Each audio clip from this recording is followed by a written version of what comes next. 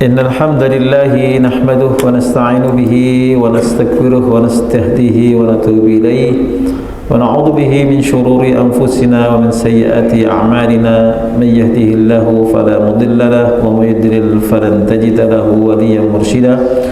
Asyhadu an la ilaha illallah wahdahu la syarika lahu wa asyhadu anna Muhammadan 'abduhu wa rasuluhu la nabiyya ba'dahu. Allahumma salli wa sallim wa barik ala nabiyyina Muhammadin wa ala alihi wa ashabihi wa man tabi'ahu bi ihsanin ila yaumiddin. Asbahna wa asbahal mulku lillahi walhamdulillahi la syarika la ilaha illa huwa ilaihin nusur. Ikhwati fillah, jamaah salat subuh Masjid Al-Muhajirin yang mudah-mudahan selalu dirahmati dan dimuliakan serta dibahagiakan oleh Allah Subhanahu wa taala. Syukur alhamdulillah pagi hari ini kita dibangunkan oleh Allah kembali untuk melanjutkan aktivitas kita, diawali dengan sholat berjamaah dan dilanjut dengan majelis zikir. Kali ini kita akan lanjutkan kajian Al-Hikam, masih berbicara tentang hati, tentang zikir. Pada bab sebelumnya kita membahas tentang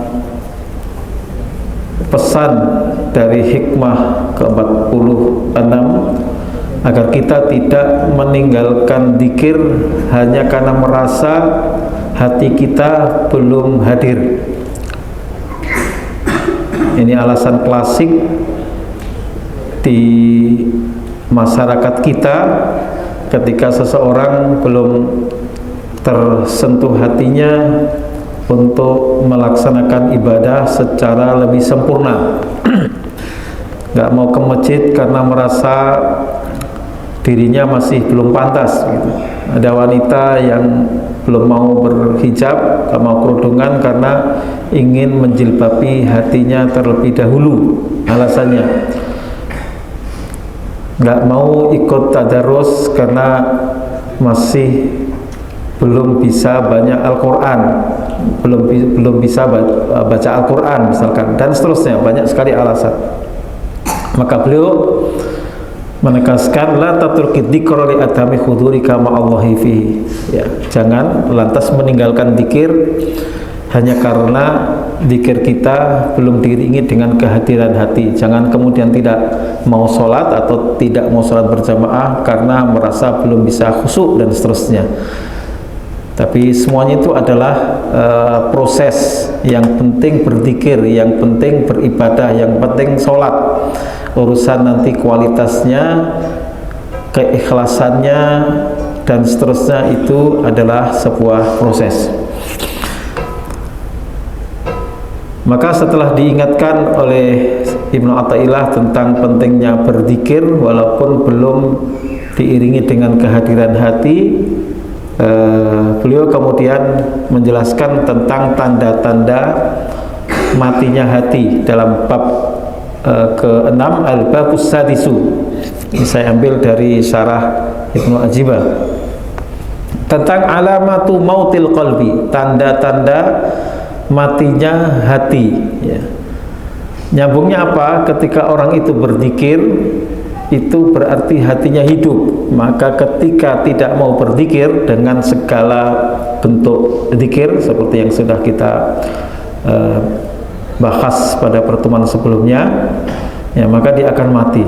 Jadi zikir itu secara garis besar ingat, artinya zikir itu ingat. Zikrullah berarti mengingat atau menyebut Allah. Zikir juga berarti menambah ilmu, itu juga zikir. Maka majelis zikir itu adalah majelis ilmu, ya, karena zikir itu bisa bermakna ilmu. Maka di dalam Al-Quran kita diperintahkan oleh Allah, fas'alu ahla dzikri in kuntum la ta'lamun, bertanyalah kepada ahli ilmu, ya, jika kalian tidak tahu. Juga bisa adzikr itu adalah Al-Quran, inna nahnu nazzalna dzikra wa inna lahu lahafidun, sesungguhnya kami menurunkan adzikr, kami turunkan dzikir yaitu Al-Quran, wa inna lahu lahafidun, dan kami yang akan selalu menjaganya. Semuanya itu, baik sholat, baik baca Al-Quran atau ilmu, itu akan membuat hati hidup, akan membuat senang, ya. Maka beliau selanjutnya membahas tentang alamatu mautil qalbi, tanda-tanda matinya hati. Walamma kana dzikru huwa sababu hayatil qalbi wa tarkuhu sababu mautihi. Mengingat bahwa ketiga zikir itu merupakan penyebab hidupnya hati. Hati akan hidup manakala hati kita berzikir kepada Allah atau membaca Al-Quran atau menambah ilmu. Wa tarkuhu sababu mautihi. Meninggalkan zikir, meninggalkan majelis ilmu, tidak mau mengaji, meninggalkan zikir dalam pengertian zikrullah, meninggalkan itu sababu mautuhi, menjadi penyebab kematian hati. Wa fil hadis, dalam hadis disebutkan masalul ladzi yadhkuru rabbahu wal ladzi la yadhkuru rabbahu kamasalil hayyiti wal mayyiti. Ini hadis diriwayatkan oleh Imam Baihaqi. Kata Nabi, masalul ladzi yadhkuru rabbahu, perumpamaan orang yang berzikir kepada Rabbnya, mengingat Allah, menyebut nama Allah. Walladzi la yadhkuru rabbahu, dan orang yang tidak mau menyebut Rabbnya. Perumpamaan orang yang berzikir dengan orang yang tidak berzikir, gitu. Kamatsalil hayyiti wal mayyiti, seperti perumpamaan antara orang yang hidup dan orang yang mati. Mati sudah tidak berbicara lagi, mati sudah diam, ya. Ya. Nek wong mati ora obah, nek obah medeni bocah, nek urip golek duit. Nah, itu kata apa? Ada nyanyian gitu kan. Ya, maka digambarkan oleh Rasulullah, orang yang enggak berzikir itu seperti orang yang mati, orang yang diam, ya. Orang yang hidup adalah orang yang senantiasa berzikir. Masalul ladzi yadhkuru rabbahu wal ladzi la yadhkuru rabbahu kamasalil hayyiti wal mayyiti. Perumpamaan orang yang menyebut Rabbnya, berzikir kepada Allah, dan orang yang tidak menyebut Rabbnya, orang yang tidak berzikir kepada Allah, kamasalil hayyiti wal mayyiti, seperti perumpamaan antara orang yang hidup dan orang yang mati, ya. Begitu juga orang yang berilmu, zikir dalam pengertian ilmu. Ada suatu mahfudzat yang dulu sering minta kita ketika masih kecil untuk menghafal, ya. Wadul jahli, ya, qoblal mauti mautun li ahlihi, ya. Ya, wa ajsamhum qoblal kuburi kuburu. Ingat ini Pak Di, saya belum sekolah, itu selalu menyampaikan ini supaya orang rajin beribadah, rajin ngaji. Ini ada dalam kitab Ta'limul Muta'allim. Dulu syair-syairnya itu ditalkinkan, ya. Saya tidak paham, nggak tahu maksudnya perkata, ya, tapi dengan penjelasannya saya bisa menangkap, ya. Orang yang bodoh itu, ya, hakikatnya adalah mati, ya. Wadul jahli qoblal mauti mautun li alihi, orang dalam fasien wa fil jahli. Artinya orang bodoh itu sebelum mati, dia itu hakikatnya sudah mati, ya. Wa ajsamuhum qoblal kuburi kuburu, jasadnya sebelum dikuburkan itu sudah laksana kuburan, gitu. Itu yang selalu diingatkan oleh Kiai Pak Di saya sendiri. Saya ngaji Ta'limul Muta'allim itu kepada Pak Di saya waktu kecil sebelum sekolah, ya, karena sekolahnya sudah tua, karena saya masuk SD itu sudah usia memasuki 9 tahun, ya. Saya kelahiran 71, tahun 79 baru kelas 1 SD, ya. Tahun 85 baru lulus SD, padahal sudah usia hampir 14 tahun itu lulus SD, ya. Tapi itu saya masih muda. Kawan-kawan saya SD, ya, kelas 6 sudah jenggotan, kelas 5 SD yang perempuan keluar sudah menikah, ya, kelas 5 SD, karena usianya sudah 16 tahun, 17 tahun. Baik. Dzakara setelah menyebutkan tentang penyebab hidupnya hati pada hikmah sebelumnya, dzakara alamata hayatihi. Beliau menyebutkan tentang tanda hidupnya hati wa mautihi fi awalil babis sadis. Dzakara fi hayatihi wa mautihi fi awalil babis sadis. Maka di sini beliau menyebutkan tentang penyebab kematian hati. Faqala min alamati mautil qalbi, di antara tanda-tanda penyebab kematian hati itu mati atau tidaknya itu kita dapat ketahui adamul khuzni ala ma fataka minal muwafaqati wa tarkin nadami ala ma fa'alta min wujudil jallati. Secara ini saya kompilasi dengan syarah yang satunya. Jadi di antara tanda kematian hati, ya, yang dimaksud wa mautuhu ibaratun an fiqdanihi, yang dimaksud kematian hati itu adalah suatu ekspresi ungkapan tentang hilangnya hati, ya, lenyapnya hati. Apa itu lenyapnya hati? Kama mahwa kamalu fihi, yang dimaksud adalah kesempurnaan hati itu. Hati itu ada manakala dia memiliki tanda-tanda dzikrullahi ta'ala, seperti zikir kepada Allah, wa syauqihi, rindu kepada Allah, terdetik terdorong untuk mengerjakan sholat, terdetik untuk mengaji, terdetik untuk membaca Al-Quran, terdetik untuk berbuat kebaikan. Wa mahabbatihi, juga untuk selalu mencintai Allah Subhanahu wa ta'ala, wa khaufihi, takut kepada Allah, wa ta'allumihi ala fawati ma yurdi sayyidahu, wa ta'allumihi, ini merasa sakit. Kalau ini kita baca ain, ta'allum belajar, kalau ta'allum tersiksa, jadi beda a dengan a. Ta'allumihi merasa sakit, ya, tersakitkan, ya, menderita. Ala fawati ma yurdi sayyidahu, jika dia sampai kehilangan apa yang membuat ridho tuannya, yaitu Allah Subhanahu wa ta'ala. Jadi telat menjalankan ibadah, itu dia menjadi sakit, ya, menderita, menjadi tersiksa kalau kehilangan momentum untuk menjalankan ibadah, ya. Wasuduri mayuskituhu, dan kemudian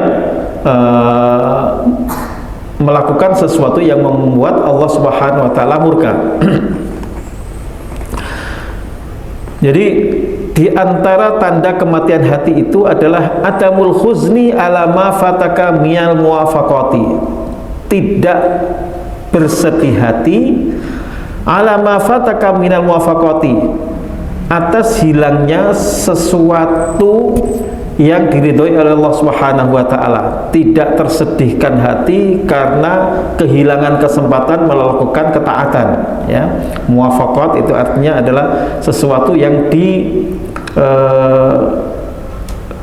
setujui oleh syarak, maka ada istilahnya muwafaqat. Kalau diterjemahkan secara bebas itu artinya adalah ketaatan, ya, dari akar jadi wafaqah, dari taufik, ya. Minal muwafaqat itu minat ta'at, ya, minal a'mal as-salihah, ya.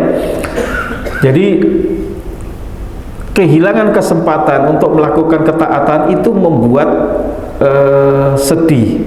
Itu tanda hati yang hidup. Tapi tanda hati yang mati, min alamati mautil qalbi, di antara tanda kematian hati adalah manakala adamul khuzni, tidak bersedih, santai-santai aja, tidak ada perasaan apa-apa, alama fataka minal wafaqat, padahal ada ketaatan yang hilang, maksudnya enggak terlaksanakan. Ketaatan ma'arab bil mawjudati, kepada Rabb segala yang wujud di dunia ini, Rabb alam semesta, Rabbul mawjudat itu Rabbil alamin. Diungkapkan dengan bahasa yang berbeda, kita kenalnya Rabbul alamin, Rabbul mawjudat. Kalau alam itu adalah kullu mawjudin si Allah subhanahu wa ta'ala, jamannya alamin. Maka ini diungkapkan dengan Rabbul mawjudat. Mungkin jarang kita dengar istilah ini. Kalau Rabbul alamin, alhamdulillahi Rabbil alamin, kita faham. Dari Rabbul mawjudati agak asing ya, enggak terbiasa. Tapi maksudnya adalah sama, mawjud ya. Kalau alam itu adalah kullu mawjudin si Allah. Ya, setiap yang ada di semesta ini selain Allah itu disebut alam. Maka di sini beliau menggunakan istilah Rabbul mawjudat. Bitarkihi ma yuhibbu minat ta'at, dengan meninggalkan apa yang dicintai oleh Allah Subhanahu wa taala berupa ketaatan. Tanda kematian hati adalah tidak bersedih hati ketika kehilangan momentum melaksanakan amal ketaatan. Wa tarkun nadami, serta tidak menyesal alama fa'altahu min wujudi zallati, ya, tidak menyesal, tarkun nadami, meninggalkan penyesalan, tidak menyesal alama fa'altahu min wujudi zallati, terhadap apa yang engkau lakukan. Apa itu? Berupa keteledoran. Jalat itu kegelinciran, artinya kemaksiatan, artinya perbuatan dosa. Zallah itu artinya ketergelinciran, yang dimaksudkan adalah pelanggaran terhadap syarat. Jadi melakukan dosa itu tanpa ada penyesalan, nah, itu berarti sudah mati. Kalau kita melakukan dosa kok rasanya nggak enak, kok saya tadi nggak sengaja pengkerasan tetangga menjadi tidak nyaman, nah itu berarti tanda hati kita hidup walaupun melakukan perbuatan yang terlarang. Tapi kalau bohong itu sudah ya kayak sesuatu yang biasa, bahkan mungkin nggak merasa bersalah. Kemarin ngomong A, sekarang B, besok C, dan seterusnya tanpa ada beban sama sekali. Nah, itu berarti tanda bahwa hati orang tersebut mati. Jadi berdosa tapi tidak pernah merasa. Begitu juga perbuatan amal ketaatan itu ditinggalkan tanpa adanya penyesalan, ya, waduh saya nggak sempat ikut kontribusi. Nah, kalau sudah begitu berarti dia masih hidup hatinya. Tapi kalau dia alah biarin aja, ya, nah, berarti itu sudah menandakan matinya hati. Jadi tidak menyesal atas adanya pelanggaran yang dilakukan, allati tujibul bu'da min hadratihi wa al-khirman min ra'fatihi, yang perbuatan dosa, perbuatan maksiat itu mengharuskan dirinya harus jauh dari Allah Subhanahu wa ta'ala. Jadi kalau ada rasa tidak nyaman ketika kita melakukan dosa, alhamdulillah berarti itu hati kita masih hidup. Kata Nabi ketika menjelaskan dosa, ya, ad-dambu itu apa? Dosa itu apa? Kata Nabi, mahaka fi nafsika wa karihta ayattali'a alaihin nas. Dosa itu sesuatu yang mengganggu perasaanmu. Aduh, nggak enak jadinya, ya. Mahaka fi nafsika, mengganggu,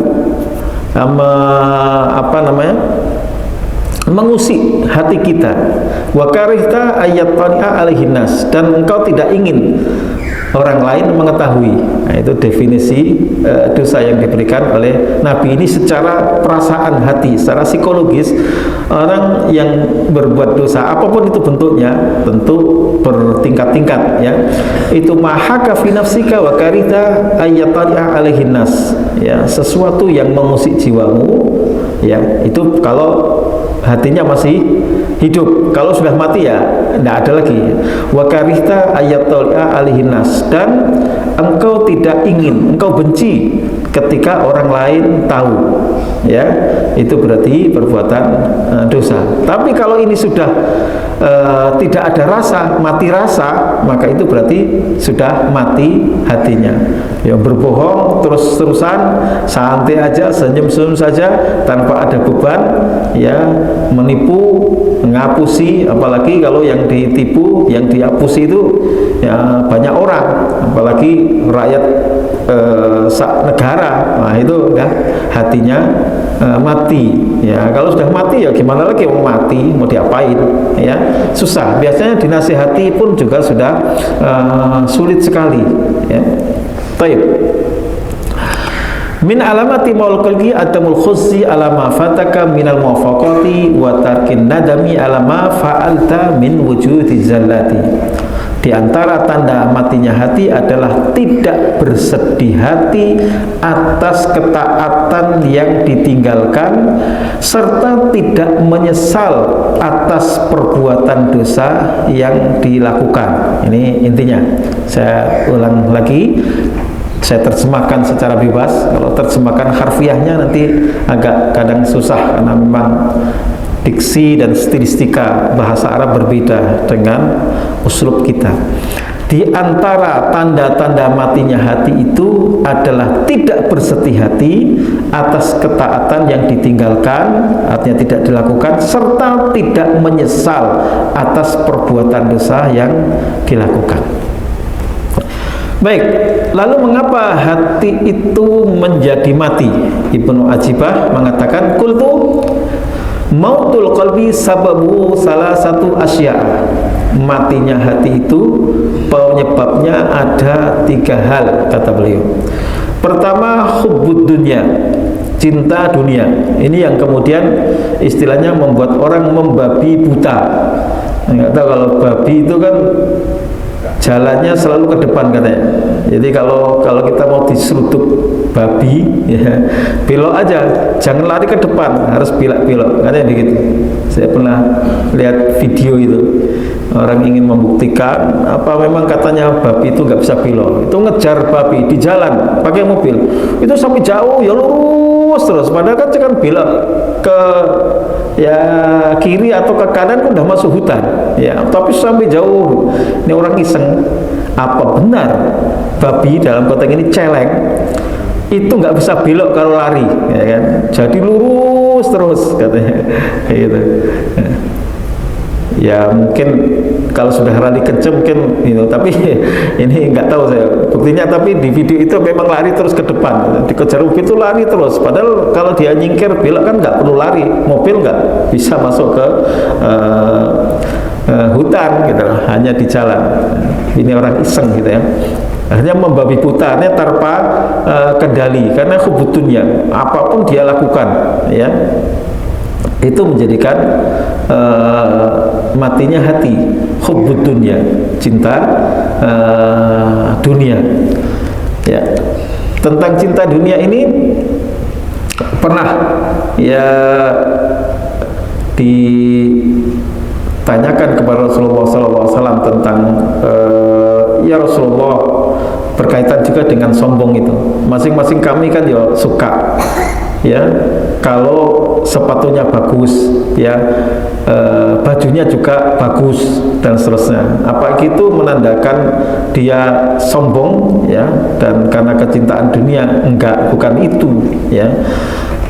Tapi tentang sombong beliau mengatakan, ya, batrul haqqi wa ghamtun nas, jadi menolak kebenaran dan merendahkan orang. Jadi hubbud dunya itu bukan berarti dia punya kendaraan yang bagus atau rumah yang luas, enggak seperti itu, karena itu urusannya ada di dalam hati. Ada orang yang tidak punya, orang yang miskin, tapi kecintaan kepada dunia lebih tinggi daripada orang yang punya macam-macam, orang kaya gitu, ya. Karena dia nggak kesampaian aja, ya, tapi hatinya dunia terus, ya, sampai lupa ibadah, ya, karena ngejar dunia. Padahal yang dicari itu, yang didapatkan nggak seberapa. Baik, tanda matinya hati itu, penyebab kematian hati itu pertama, kata Ibnu Ajibah, hubbud dunya, kecintaan kepada dunia. Nah, dalam hadis yushiku an tata'a alaikumul umam kama tata'al aklutu ila qas'atiha amin qillati yawma idin ya Rasulullah, qala la ba bal antum yawma idin katsirun walakinnakum gutha ka gutha'is sail.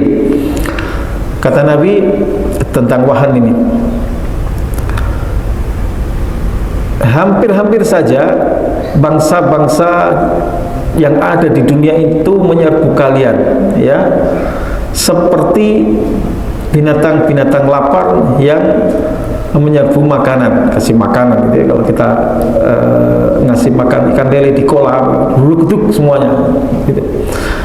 Ya Rasulullah, sampai begitu tuh, ya. Apakah ketika itu jumlah kami sedikit? Amin qillatin nahnu yauma idzin ya Rasulullah, apakah jumlah kami ketika itu sedikitlah? Bukan. Walakinnakum yauma idzin katsirun. Kalian ketika itu banyak jumlahnya. Walakinnakum gutsaun ka gutsa'is sail. Tapi banyaknya jumlah kalian itu tak berarti, tapi lemah, terombang-ambingkan kagusa isail, seperti buih air bah, ya, terombang-ambing ke sana kemari, jumlahnya banyak tapi tidak punya berarti. Kenapa sampai begitu ya Rasulullah? Ya, karena kalian terkena penyakit loyo, wahan. Apa itu wahan ya Rasulullah? Loyo itu apa? Hubbud dunya wa karahiyatul maut, yaitu cinta dunia dan takut mati. Nah, maka Ibnu Ajibah menulis 3 penyebab kematian hati adalah hubbud dunya.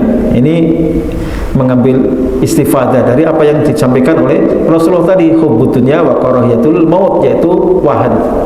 Atau boleh dikatakan penyebab matinya hati itu ya wahan itu sendiri, ya, diungkapkan oleh Ibnu Ajibah dengan hubbud dunya. Yang kedua, al-ghaflatu an dzikrillah, lengah, lalai dari zikrullah, tidak berzikir kepada Allah Subhanahu wa ta'ala. Kita baca dalam sejarah tentang perjuangan Rasulullah dalam berjihad fisabilillah, itu zikir itu hal yang paling pokok, bahkan kekuatan yang paling kuat dalam perjuangan fisabilillah, dalam berjihad fisabilillah, bukan senjata. Saya baca juga dalam perjuangan jihad Afghanistan, misalkan At-Tarbiyah Al-Jihadiyah karangan Abdullah Azzam. Nah, sebagian saya pernah mengedit isinya, itu begitu. Zikrullah itu paling pokok, ya. Dan kita lihat ketika lalai saja dari zikrullah itu bisa menyebabkan kekalahan. Ingat perang Badar. Perang Badar itu adalah perang Uhud, ya. Perang Uhud itu di atas kertas sudah selesai, kemenangan di tangan kaum muslimin, ya. Rasulullah berpesan kepada, Rasulullah menempatkan pasukan pemanah itu di sebuah bukit yang kemudian sampai sekarang bukit ini disebut Bukit Pemanah, Jabal Rumah. Rumah itu jamak dari Romin, ya, rumah, Romin rumatun, ya, dibaca wakaf jadi rumah. Rumah itu para pemanah. Jabal Rumah, Jabal Rumat atau Jabal Rumah itu gunung atau bukit para pemanah, karena Rasulullah menempatkan para pemanah dalam perang Uhud itu di tempat itu. Rasulullah berpesan, kalian jangan turun gunung sampai ada instruksi dari saya, kata Nabi, ya. Tapi kenyataan lah, ini sudah selesai ini perang, udah musuh ini pasukan musyrik, ya, yang dipimpin oleh Khalid bin Walid ketika masih kafir, ketika itu sudah habis ini, udah mampus semua, ya, udah mati itu numpuk di bawah, kita tinggal mengambil ghanimahnya, ya. Nah, mereka karena kecintaan kepada dunia, ya, kemudian lupa zikir, ingat, ya, kepada Allah, ingat kepada pesan Rasulullah, jangan sekali-kali turun sampai ada instruksi. Nah, mereka lengah ini, al-ghaflatu min dzikrillah. Jadi pesan Nabi diabaikan. Udah selesai kok, ya, udah mati semua itu loh, ngapa gitu, udah rampung kok. Mereka turun dari gunung sebelum Rasulullah menginstruksikan. Kenapa? Karena hubbud dunya, melihat ghanimah ghanimah itu ada, wah pedangnya si anu itu bagus sekali, ini macam-macam. Sampai akhirnya ternyata ketika mereka turun, ternyata Khalid bin Walid itu membagi pasukannya dipecah.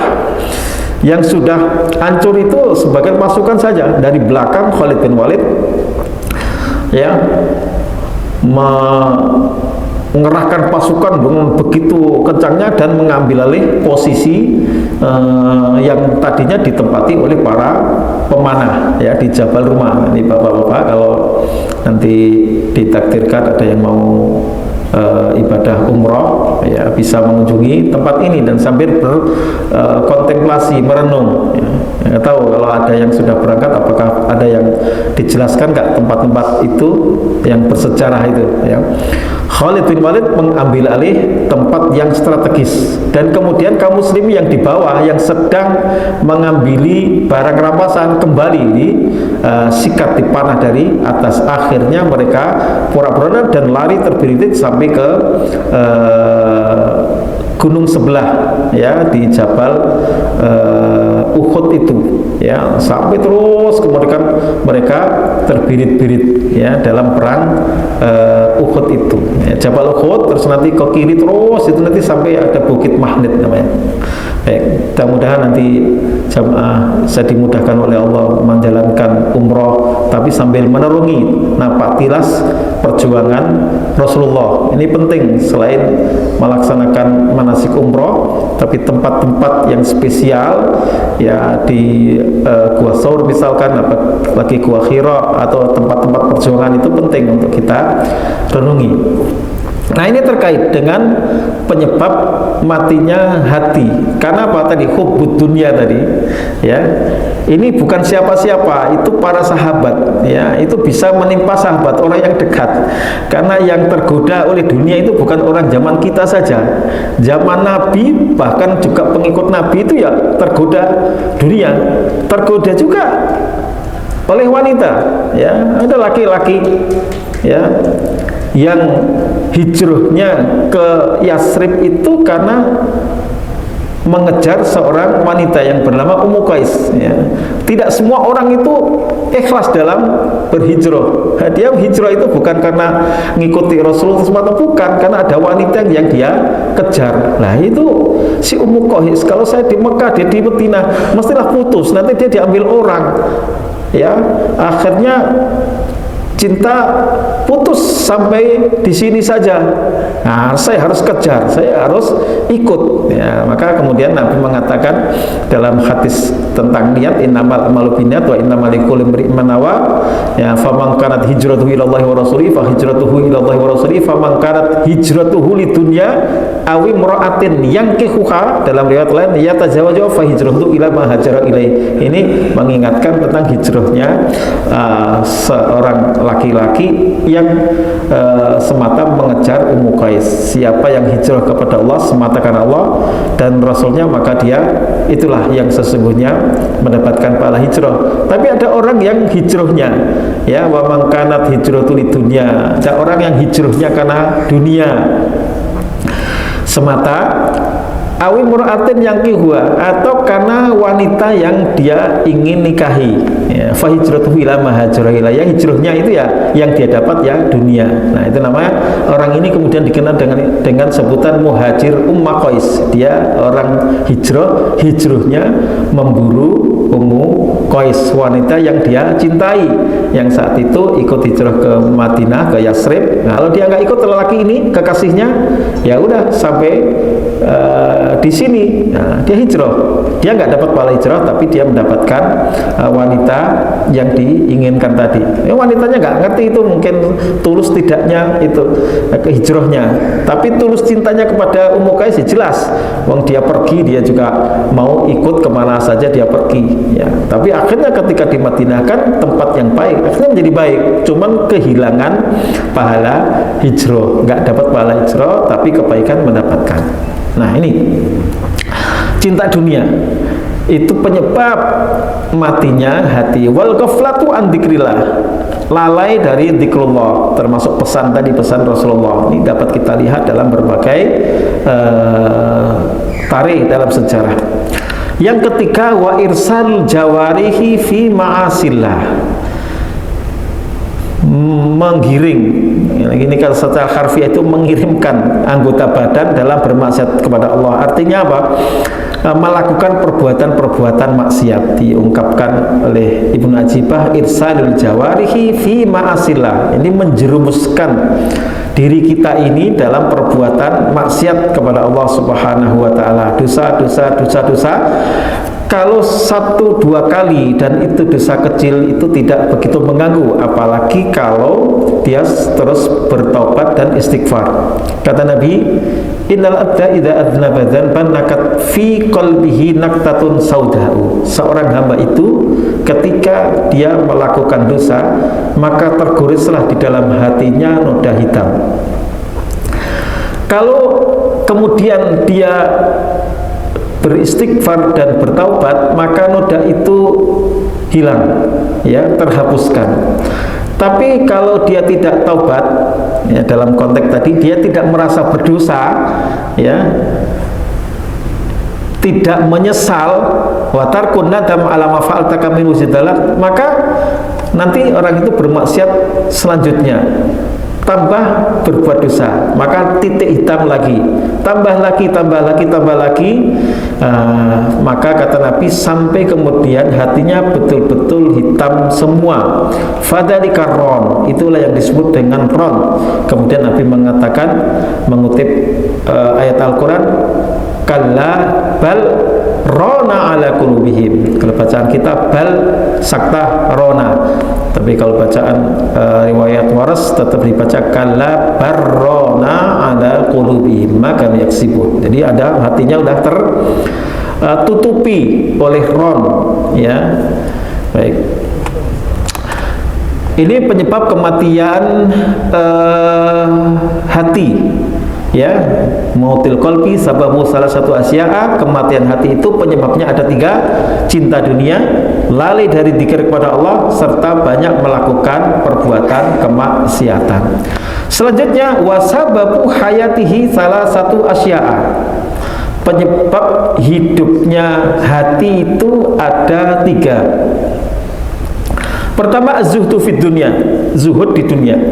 Jadi az-zuhdu fid dunya itu artinya arti asli kata zuhud itu at-tark, meninggalkan. Kalau tadi kan hubbud dunya, lawannya az-zuhdu fid dunya. Zahada fid dunya itu artinya tidak gandrung, tidak cinta atau meninggalkan hal-hal yang sifatnya keduniaan, ya, bukan berarti kemudian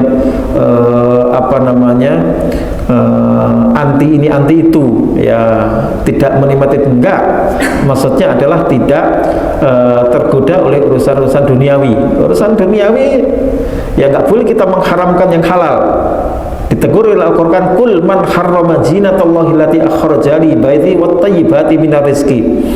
Katakan, siapa yang mengharamkan, ya, zinatullah, perhiasan Allah, ya, kul man harrama zinatallahi wa thayyibati minar rizq, dan harga rezeki yang baik, ya. Ada orang yang berlebihan di dalam memanai zuhud, kemudian tidak mau plesiran, tidak mau menikmati apa yang Allah halalkan, ya, nggak mau kulineran. Ini itu dunia, itu kita harus zuhud, ya.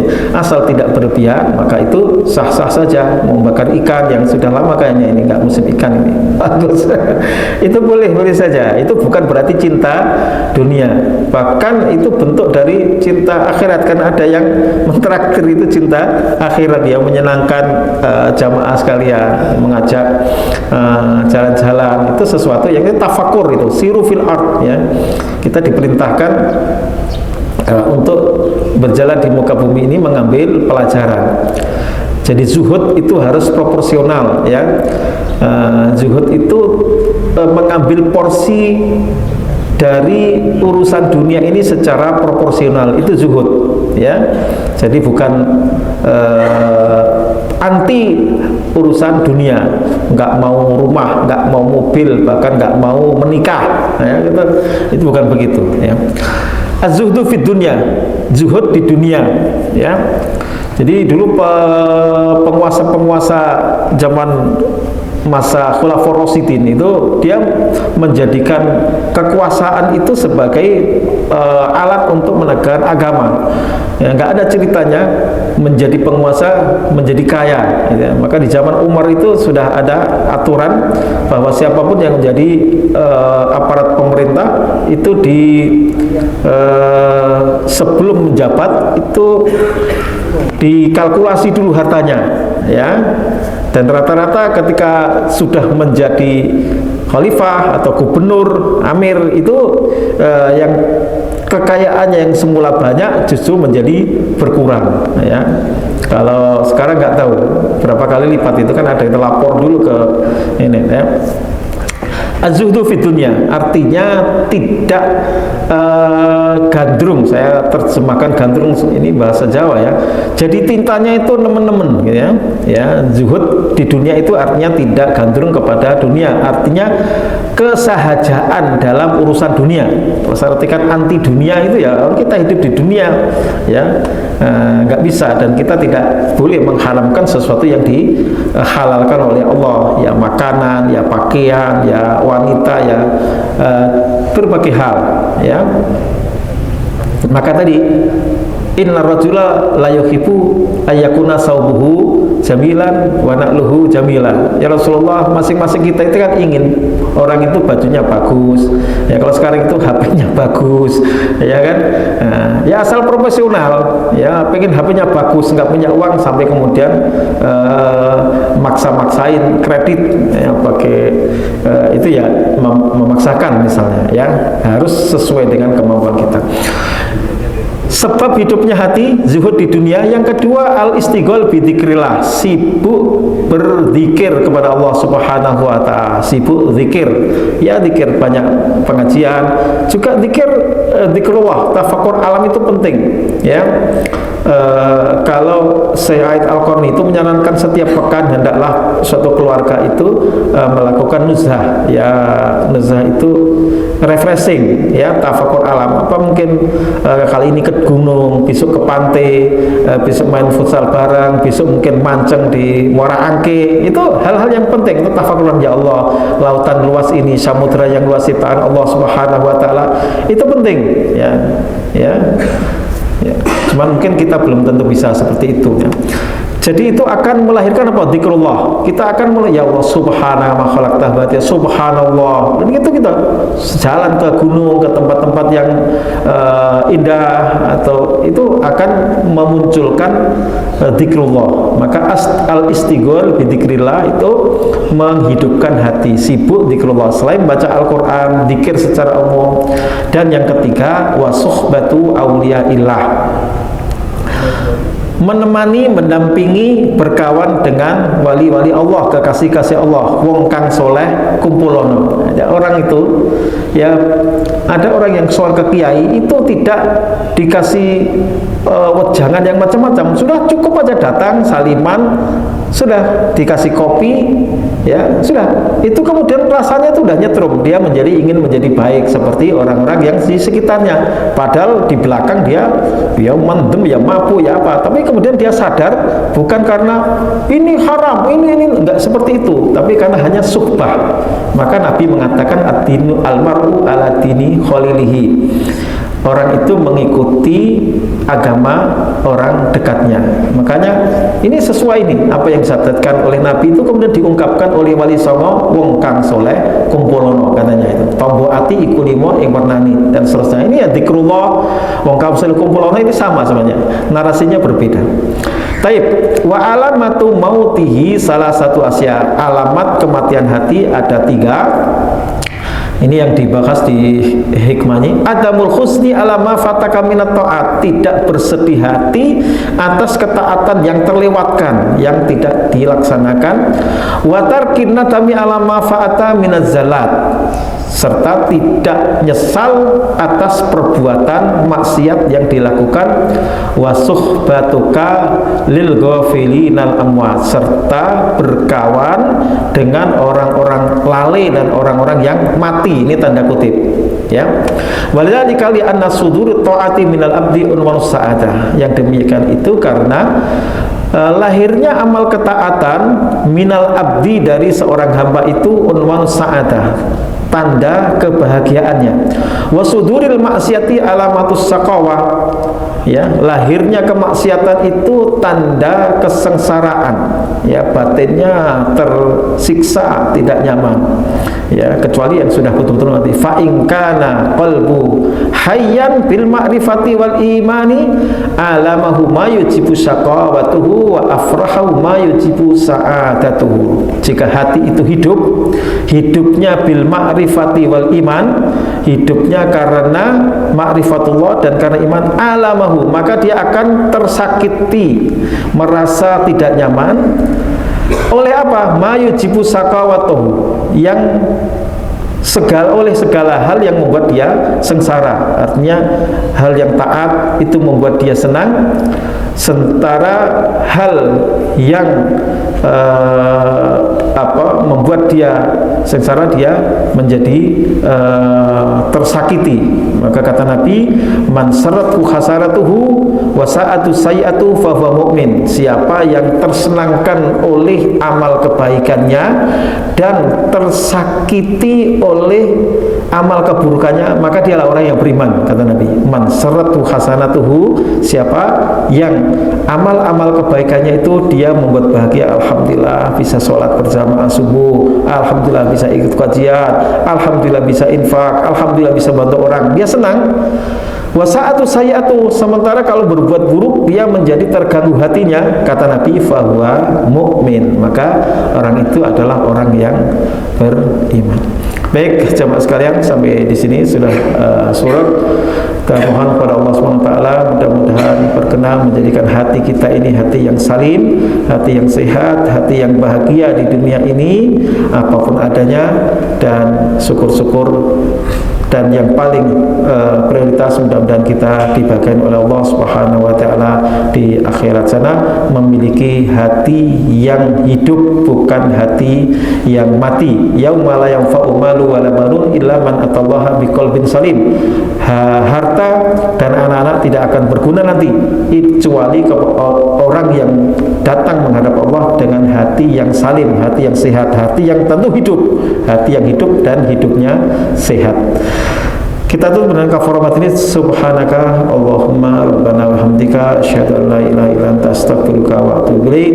Wa akhiru da'wana alhamdulillahirabbil alamin. Wassalamualaikum warahmatullahi wabarakatuh.